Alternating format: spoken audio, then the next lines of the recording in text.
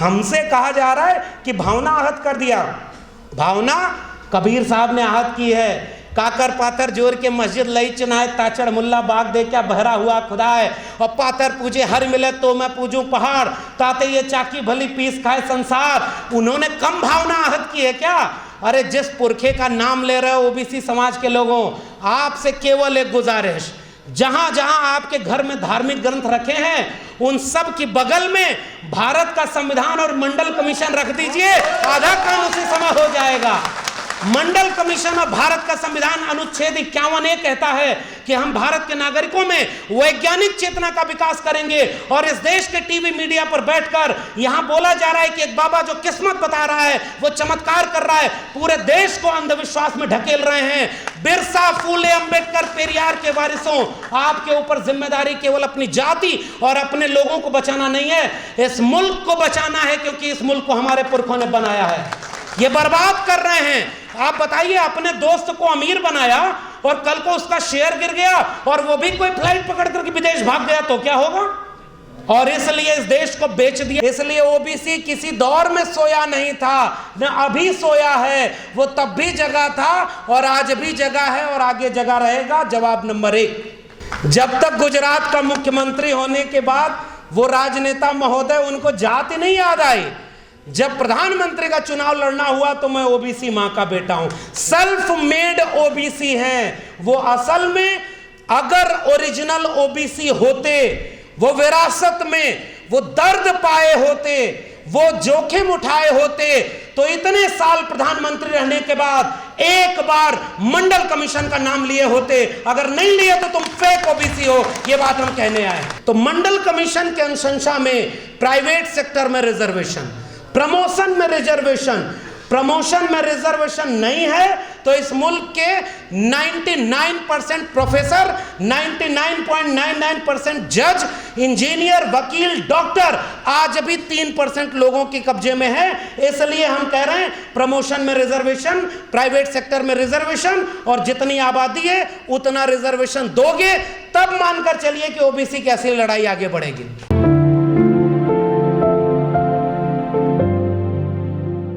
OBC महासभा के इस आयोजन में मंच पर बैठे हुए आप सभी सम्मानित अतिथिगण और इस सभागार में मौजूद आप सभी लोगों को मेरा क्रांतिकारी जय भीम, जय मंडल, जय संविधान है, इनकलाब जिंदाबाद। सबसे पहले मैं ओबीसी महासभा के उन तमाम साथियों का उत्साहवर्धन करना चाहता हूं जिन्होंने देश की राजधानी दिल्ली में इतना बड़ा ये जलसा किया और देश भर के तमाम लोगों को इकट्ठा करके आज ये आयोजन किया है। उन सभी का आभार, क्योंकि इस देश में आज भी एक बात बोली जाती है देश के कोने कोने में कि जिस दिन ओबीसी जाग जाए उस दिन देश बदल जाएगा। मुझे लग रहा है कि इस तरह के आयोजन और इस तरह के तमाम खेमे के लोगों को एक साथ बिठाकर एक संदेश तो दिया जा रहा है कि सोया अब तो कोई नहीं है, जाग तो सब गए हैं, अब बदलाव भारत का बहुत दूर नहीं है। मैं इस उम्मीद से इस कार्यक्रम के आयोजकों को बधाई देता हूं।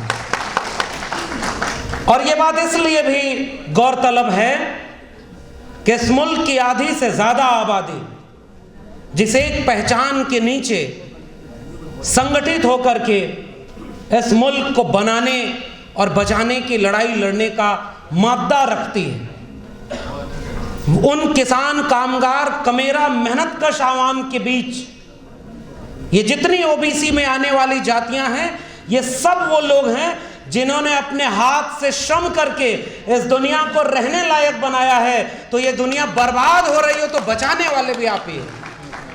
और इसलिए मैं इस उम्मीद के साथ अपने उन तमाम नायकों और मंच पर बैठे हुए तमाम वरिष्ठ लोग जो बोलकर चले गए या अभी हैं, उन सब को जब सुनता हूं तो बतौर नागरिक मुझे एक गर्व होता है, एक हिम्मत मिलती है कि आज हम जैसे तमाम नौजवान जब इस मुल्क के तानाशाहों के आंख में आंख डाल करके हक हुकूक की बात बेखौफ होकर के बोल पा रहे हैं, तो उन तमाम लोगों का संघर्ष शामिल है जिन्होंने हमें यह जगह मुहैया कराई है।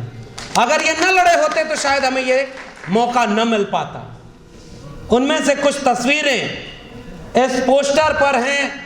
कुछ लोग अभी हाल ही में गुजरे समाजवादी आंदोलन के तमाम नेताओं में से शुमार माननीय नेताजी मुलायम सिंह यादव जी और शरद यादव जी, इन दोनों की स्मृतियों को भी याद करते हुए मैं ये बात कह रहा हूं कि अभी तमाम विरासत के लोग अभी हमारे बीच हैं जिन्होंने जाने कितनी लाठियां खाई, जाने कितने आंदोलन किए, संघर्ष किए। आप सबने जो लड़ाई लड़ी हमें वो विरासत में मिली है, तो हिम्मत भी हमें वो विरासत में मिली है और इस लड़ाई को आगे बढ़ाएंगे, इसका भरोसा और वादा हमें इस आंदोलन से करना चाहिए। और मुझे खुशी है सीमा कुशवाहा जी ने जब बोला तो इस बड़ी एका में जो चीजें ज्यादा ध्यान देने वाली हैं उसकी तरफ आपको इशारा कर दिया है। बिना महिलाओं की लड़ाई के हम जब सावित्रीबाई फूले और फातिमा शेख को याद कर रहे हैं, हम महात्मा ज्योतिबा फूले को याद कर रहे हैं, तो मुझे लगता है कि उन्हें याद करने की ईमानदारी भी ये कहती है कि इस सभागार में महिलाओं की बराबर की संख्या होनी चाहिए, वरना हमें फिर से इस पे होमवर्क करना होगा। इसलिए मैं उसको साथ देते हुए, और हमारे बिहार के मंत्री जी हैं और अली अनवर साहब जिस एक दूसरे पहलू को रख करके गए कि ये ओबीसी एकता भी तब तक मुकम्मल नहीं है जब तक इसमें किसान, कामगार, कमेरा जातियों में पसमानदा का जिक्र पूरी ताकत से न हो। इसलिए मैं उनकी भी बात का समर्थन करते हुए तब इस ओबीसी में एकता को मुकम्मल मानता हूं। और फिर 2-3 मुद्दे, क्योंकि वक्त बहुत हो गया है, हम लोग तो वैसे भी बहुत कुछ बोल चुके हैं और बोलेंगे। इस मंच पर जितने भी पूर्व के वक्ता थे उनकी बातों का समर्थन करते हुए, ये ओबीसी एकता इसलिए भी जरूरी है और इस मुल्क में ओबीसी लोगों, आपको भी घर घर जा करके ये बात कहना जरूरी है कि ये ओबीसी महासभा ने जो काम शुरू किया है, इसके पहले तमाम लोगों ने ये लड़ाई लड़ी है। और सबसे पुराने, पहले चले जाइए उन तमाम जातियों के बीच, तथागत बुद्ध से लेकर के कबीर, रैदास, पलटू दादू, भीखा, बुल्ले शाह, बाबा फरीद और नारायण गुरु बसवन्ना चोखा मेला, इन तमाम कमेरा लोगों ने जो विरासत में बनाया उसे महात्मा ज्योतिबा फूले और शाहू जी ने आगे बढ़ाया। और उत्तर भारत में समाजवादी आंदोलन के नेता डॉक्टर राम मनोहर लोहिया जिस दौर में लड़ रहे थे, बिहार में त्रिवेणी संघ बना था और उत्तर भारत में अर्जक संघ, इन सब ने उन कमेरा लोगों को अंधविश्वास, पाखंड और इन सारी चीजों से निकाल करके वैज्ञानिक, तर्कशील, मानवतावाद और समाजवाद के आंदोलन के जरिए एकजुट करने का एक लंबा काम किया है। इसलिए ओबीसी किसी दौर में सोया नहीं था, न अभी सोया है, वो तब भी जगा था और आज भी जगा है और आगे जगा रहेगा। जवाब नंबर 1। अब दूसरी बात, शिकायत फिर ओबीसी से क्यों होती है कि ओबीसी अगर जाग जाए तो ये सब बदल जाए? क्योंकि जब आपकी आबादी इस मुल्क की आधी आबादी से ज्यादा है तो जिम्मेदारी भी आपकी ज्यादा है। ये इसलिए मैं इस बात पर जोर देने आया हूं। अगर आपकी आबादी ज्यादा है और आपके पास मौका है तो आइए एक बड़ी एका बनाए। और वो बड़ी एका ऐसी एका नहीं होनी चाहिए जैसे इस देश का, मुल्क का निजाम जैसा झूठ बोलता है वैसा झूठ बोल करके हम कोई आंदोलन नहीं कर पाए। और आपसे भी शिकायत ओबीसी महासभा के लोगों, इसमें मंडल की तस्वीर नहीं है, बीपी मंडल की तस्वीर इसमें होनी चाहिए।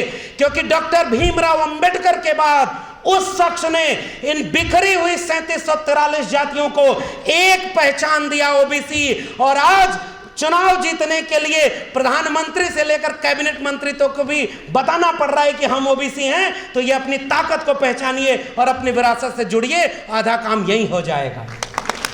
और इसलिए कह रहा हूं मंडल का नाम लेना क्यों जरूरी है इस मुल्क के निजाम को।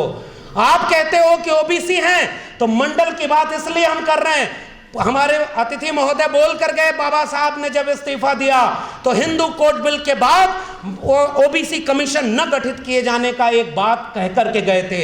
अफसोस इस मुल्क के ओबीसी घरों में बाबा साहब भी देर से पहुंचे हैं, लेकिन अब पहुंच रहे हैं और इसमें ओबीसी महासभा जैसे तमाम संगठनों की जरूरत है। और उस मंडल की जितनी अनुशंसाएं बची हैं वो हमारी लड़ाई का हिस्सा होना चाहिए। 27% आरक्षण तो दबाव में दिया गया था। मंडल कमीशन की अनुशंसा कह रही है 52% आबादी को 52% रिजर्वेशन मिलना चाहिए।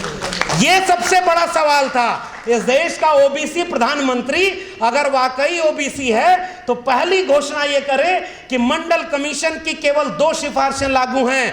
आज की डेट से इस मुल्क में 52%, और 52% क्यों भाई, ये तो 1931 की जनगणना और 1977 और 80 में रिपोर्ट, 1991-90 में लागू, 2021 में 2000 जो जनगणना होनी थी, कम से कम 2023 में सबसे पहले जाति जनगणना करके गिनो कि हमारी आबादी कितनी है, और जितनी आबादी है फिर उतने आरक्षण की घोषणा करो, तब हम मानेंगे कि तुम ओबीसी हो, वरना फेक ओबीसी रहोगे। इसलिए केवल ये बात मैं जोर देकर के कहने वाला हूं कि हम लोगों के बीच जाएंगे तो ये मुद्दा कैसे समझाएंगे, क्योंकि फिलहाल ये कार्यक्रम कन्विंस करने का हो रहा है। हम सब जागरूक लोग हैं। तो जाति जनगणना और मंडल कमीशन के सिफारिश लागू करना। और आखिरी बात, ये कॉलेजियम सिस्टम, जज बने बैठे हैं। मैं एक बात कह रहा हूं, मुझे एक किस्सा याद आ रहा है, 2 मिनट में बात खत्म करूंगा। 1986 का वक्त था, महात्मा ज्योतिबा फुले हंटर कमीशन के सामने वो बात हो रही थी किसानों की दशा क्या है। तो उन्होंने पहली बार ये किया कि किसानों का चोला पहना, एक फटा पुराना कुर्ता, एक बहुत मैला सा कंबल, और ऐसे ही चले गए, गेट से घुसने नहीं दिया। उन्होंने कहा भाई आप कहाँ आ रहे हो? तो उन्होंने कहा कि किसानों का सम्मेलन हो रहा है, हमें किसानों की बात कहनी है। तो उन्होंने कहा कि भाई आप कौन? तब तक पहचान गए लोग कि अच्छा आप ज्योतिबा फुले हैं। तब उन्होंने जाकर उस कमीशन के सामने एक बात कही थी, ये सारे लोग जो भरे पेट और अच्छे कपड़ों में बैठे हैं, इन्हें पता ही नहीं किसानों का दर्द क्या है। आपको ये बताने के लिए कि किसान होता क्या है मैं इस लिबास में आया हूं, क्योंकि आपको पता ही नहीं किसान कितना दर्द सह करके वो जीवन जी रहा है, और ये भरे पेट वाले उनका दर्द क्या बताएंगे।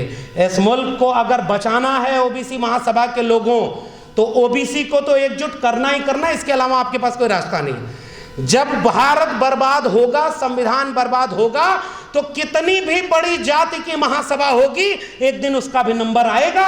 इसलिए जाति के सम्मेलनों से तो ये बचाव नहीं होने वाला। छतरी तो एक ही बनेगी और वो ओबीसी की बनेगी। और जब आप ओबीसी के नाम पर लोगों को एकजुट होंगे तो अपने आप आपको अपने कुछ भाई नजर आएंगे, जिन्हें जैसे जाति के नाम पर ओबीसी बनाकर प्रताड़ित किया गया, वैसे इस मुल्क में इस देश के मूल निवासी आदिवासी हैं जो जल जंगल जमीन बचाने की लड़ाई लड़ रहे हैं, अपने आप दर्द का रिश्ता आपका उनसे बनेगा, इस देश के दलितों से बनेगा, और 90% लोगों की एकजुटता अपने आप बन जाएगी। इसलिए मैं आपको बधाई देते हुए, अगला कार्यक्रम किसी दिल्ली, बंबई, लखनऊ और भोपाल में मत करिएगा, अगला कार्यक्रम किसी गांव चौराहे पर करिएगा। हम सारे लोग आएंगे और इसमें से बहुत सारे लोग चलेंगे। 90% को एक करना है, और इसकी जिम्मेदारी ओबीसी महासभा की है। और यह बात बाबू जगदेव प्रसाद और जगदेव बाबू ने क्या कहा, पहले डॉक्टर लोहिया ने, सन सोपा ने बांधी गांठ पिछड़ा पावे 100 में 60, उस नारे को आगे बढ़ाकर जगदेव बाबू और रामस्वरूप वर्मा ने क्या कहा। और आखिरी जाते जाते टिप्पणी करना जरूरी समझता हूं, जब जगदेव बाबू और रामस्वरूप वर्मा का जिक्र हो रहा है तो थोड़ा रामचरितमानस भी सामने आएगा। और भाटी साहब चले गए, अरसे बाद समाजवादियों के बीच अतुल जी बैठे हुए हैं, ऐसे लोग जिन्होंने अपने ऐसे लोगों को हराया है कि वो किसान कामगार कमेरा की आवाज़ क्या होती है, ये यहाँ बैठे हुए हैं। और भाटी साहब चले गए, मैं उनके सामने ये बात बोलना चाह रहा था। वो बात ये है कि एक तरफ लेफ्ट राइट सेंटर सब में एक ही जाति का प्रवक्ता, एक संघ विचारक और एंकर भी उसी जाति का, सब मिलकर के कह रहे हैं इस मुल्क के भावना आहत हो गई, हिंदुओं की भावना आहत हो गई। ओबीसी महासभा के लोगों, एक सवाल आपसे पूछना और इस मंच के सवाल को गांव-गांव ले जाना, जे बरनाधम तेली कुम्हारा स्वपच करात कोल कलवारा और मेली जिनयु तेल दाना और पूजिय विप्रशील गुणहीना शूद्र गुणगन ज्ञान प्रवीणा। इनमें जितनी आभीर जातियों का स्वपच किरात कोल कलवारा, इन सारी जातियों के नाम पर जो बात कही गई है, क्या इन जातियों की भावना कोई भावना नहीं है क्या? भावना केवल 3% लोगों की है। अपने ओबीसी समाज के लोगों को 2-3 चीज से बचा लीजिएगा। पहला, सांप्रदायिक दंगा। कोई हिंदू मुस्लिम की लड़ाई आपकी लड़ाई नहीं है। ये लड़ाई केवल और केवल अपने हक हुकूक, जल जंगल जमीन और संपत्ति की हिस्सेदारी। 1% लोग 40.5% कब्जा किए हुए हैं और 50% लोग 3% पर गुजारा कर रहे हैं। और इसको अगर बढ़ा दीजिए तो 10% लोगों के पास इस देश की 90% संपत्ति है और 90% लोग 10% पर गुजारा कर रहे हैं। जाति जनगणना का सवाल इसलिए जरूरी है कि पहचान खुलकर सामने आ जाए कि वो 10% कौन है और ये 90% कौन है। इसलिए जाते जाते गुजारिश, कोई सांप्रदायिक दंगा और मंदिर मस्जिद की लड़ाई इस मुल्क के कमेरा 90% लोगों की लड़ाई नहीं है, क्योंकि वहां हमें अपमानित किया गया है और उस अपमान को हम बोले भी ना